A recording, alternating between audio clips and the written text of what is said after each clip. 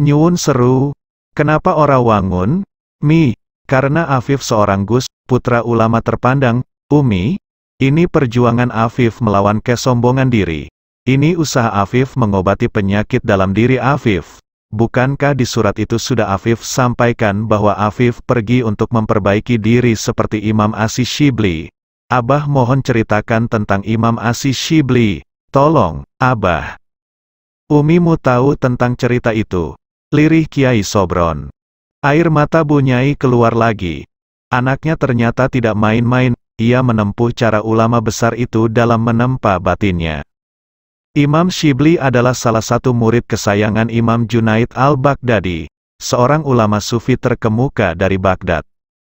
Konon sebelum masuk dunia pembersihan jiwa atau dunia kesufian, Imam Syibli adalah seorang pejabat tinggi di Irak. Ada yang menyebut dia seorang gubernur di provinsi di Mafin, Irak. Ketika itu para gubernur wajib mengenakan jubah kebesaran pemberian dari khalifah di Baghdad. Ia melihat seorang gubernur Rai menyeka mulut dan hidungnya dengan jubah kebesaran itu. Tindakannya itu menyebabkan gubernur Rai dipecat. Kejadian itu membuatnya mundur dan menanggalkan jabatannya. Ia lalu ikut Khair an-Nasaj yang mengantarkannya kepada majelis Imam Junaid al-Baghdadi. Imam, engkau dikenal sebagai ahli hikmah. Berilah aku satu atau juallah satu saja kepadaku, kata Syibli kepada Imam Junaid.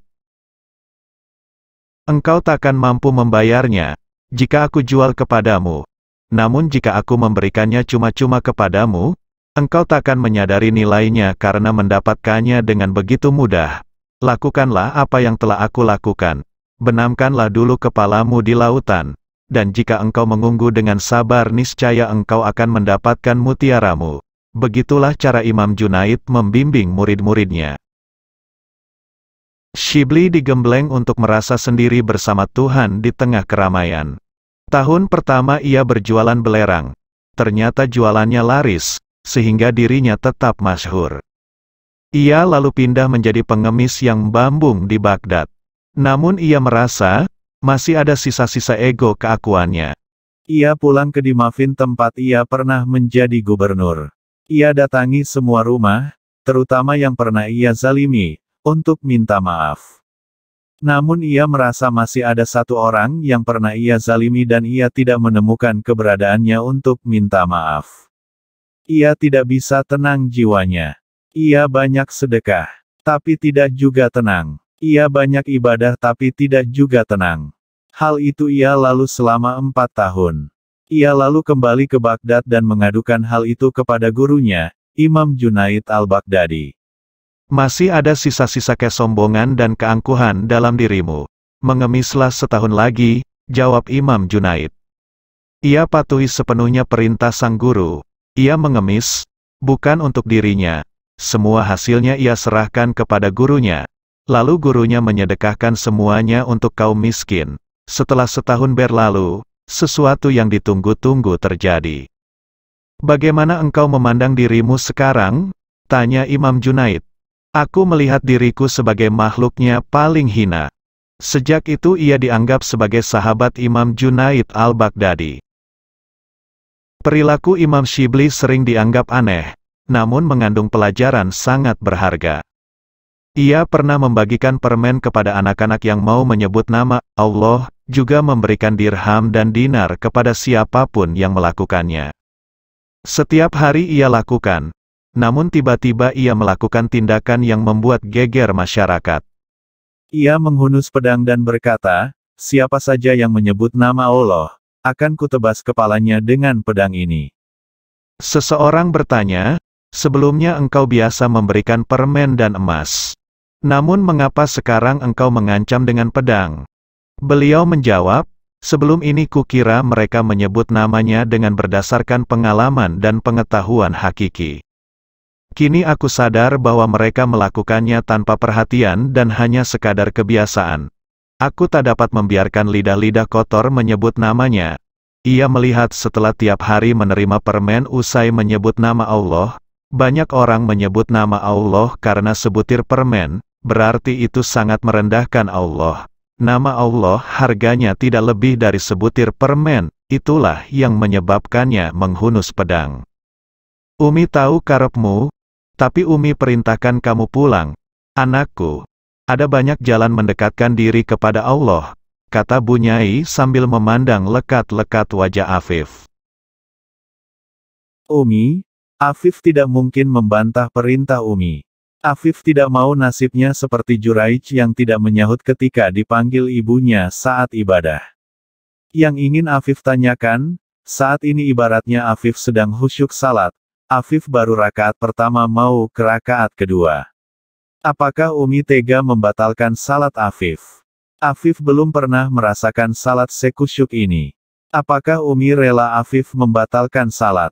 Bunyai kembali terisak, Umi yang harus ngalah. Baiklah Umi tidak ingin kau batalkan sholatmu. Tapi ibu mohon, setelah salam jenguklah ibu barang sekejap, kau boleh salat lagi.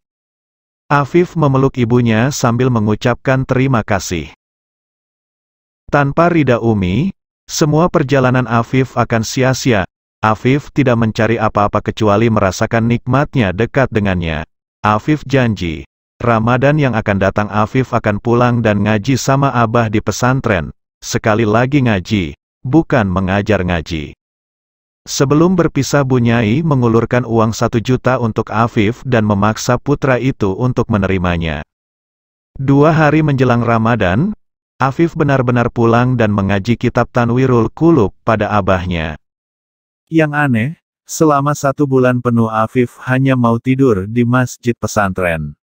Hanya di waktu sahur dan buka puasa ia pulang untuk menemani ibunda dan ayahandanya menyantap hidangan sahur dan buka. Hari ketiga Syawal, Afif kembali pamit melanjutkan pengembaraannya. Dan tidak pulang sampai lebih 2 tahun lamanya. Namun tiap bulan ia tidak lupa mengirim surat singkat kepada kedua orang tuanya dengan kalimat singkat.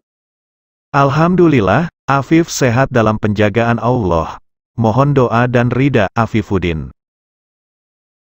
Rumah kumuh itu berdiri tepat di pinggir sungai. Bahkan bisa disebut 1/4 badan rumah itu ada di atas sungai. Berdiri di atas tiang-tiang bambu yang dipacak di sungai. Lantai rumah itu adalah bambu yang ditutup kardus. Dindingnya potongan-potongan triplek dan seng bekas, atapnya seng. Belasan anak usia 6-13 tahun tinggal di situ. Diasuh seorang nenek yang mulai renta.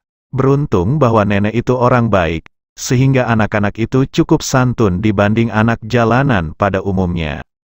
Sudah setengah tahun, Aina membina anak-anak itu. Dengan kemampuan yang ia punya, ia ajar mereka pelajaran sekolah. Ia usahakan mereka untuk tetap mendapatkan pendidikan yang layak dengan cara homeschooling, atau sekolah di rumah. Sore itu bersama 2 relawan lain yaitu Lestari dan Mila ia mendatangi rumah kumuh itu. Ia harus memarkir Avanza yang dikendarainya di pinggir jalan besar, sebab untuk sampai ke rumah itu, ia harus melewati gang berkelok-kelok. 3 gadis berjilbab itu menurunkan beberapa tumpuk nasi kotak, beberapa kardus berisi air mineral, jus buah, dan makanan. Di antara kardus itu ada 1 kardus beras bertuliskan, roti barokah. Aina dan Lestari berjalan duluan membawa beberapa bungkus nasi kotak.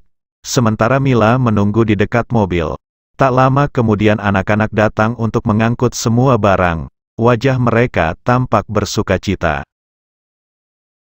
Baunya sedap, tambah lapar rasanya, celoteh Alim, anak lelaki gemuk berpipi tembem. Alhamdulillah, ini semua sumbangan dari Ibu Hajah Mursyidah. Mohon nanti ketika berbuka puasa, kalian semua mendoakan beliau.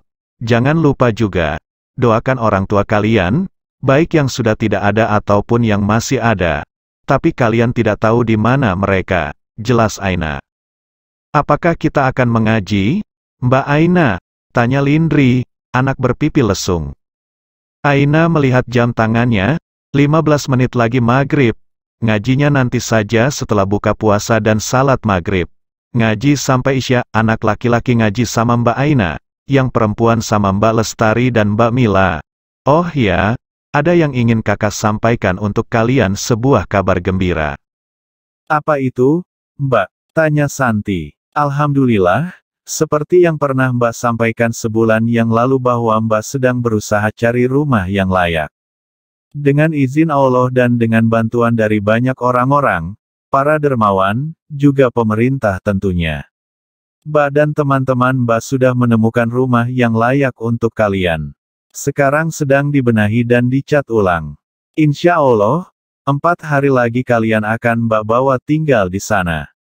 Jadi kalian mulai berkemas dan siap-siap. Tidak, saya tidak mau pindah, saya mau tetap tinggal di sini, teriak Rodin. Kenapa? Saya tidak mau meninggalkan Mbok Sani, nggak tega dia di sini sendirian. Hei, siapa juga yang tega meninggalkan beliau, Mbak? Lebih tidak tega lagi, kalau begitu biar kami semua di sini, jangan pindah. Bukan begitu caranya, kalian semua harus pindah dari sini. Adik-adikku, tetap berbahaya kalau kalian tinggal di sini. Beruntung sungai airnya sedikit. Kalau banyak sedikit, atau banjir, rumah ini bisa roboh dan hanyut di bawah air. Kalian bisa celaka. Apa kalian mau mati di bawah banjir? Tidak, jawab anak-anak itu hampir serempak. Tidak usah khawatir dengan Mbok Sani.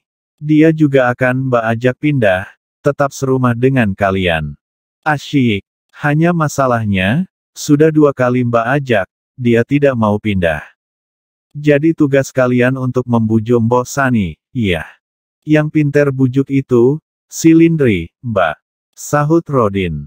Iya, Lindri tugasnya membujuk, yang lain bantu. Mbok Sani kok belum juga pulang, ya? Tadi pesan, pulangnya mungkin abis tarawih, jawab Lindri. Menjelang maghrib, Aina mengajak mereka membaca zikir sore. Azan berkumandang. Aina dan 2 temannya berbuka puasa bersama anak-anak jalanan di sebuah rumah kumuh di Kampung Muara, Bogor.